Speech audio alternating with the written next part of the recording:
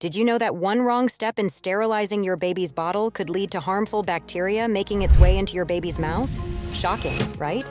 But don't worry. Today, we're here to ensure that doesn't happen. Welcome to New Mom and Dad, your trusted guide through the incredible journey of parenthood.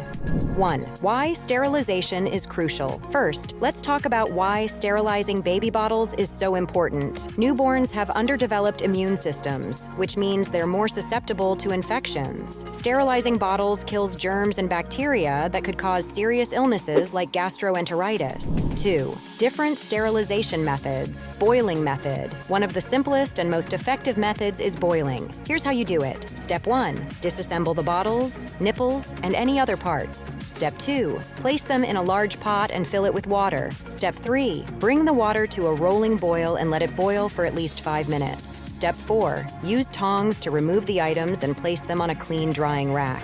Steam. Sterilization. Steam sterilizers are also very popular. They're quick, easy, and effective. Here's how to use one. Step 1. Pour the recommended amount of water into the sterilizer. Step 2. Place the bottles and parts inside, making sure they don't touch each other. Step 3. Turn on the sterilizer and let it do the work. Usually it takes about 10 minutes.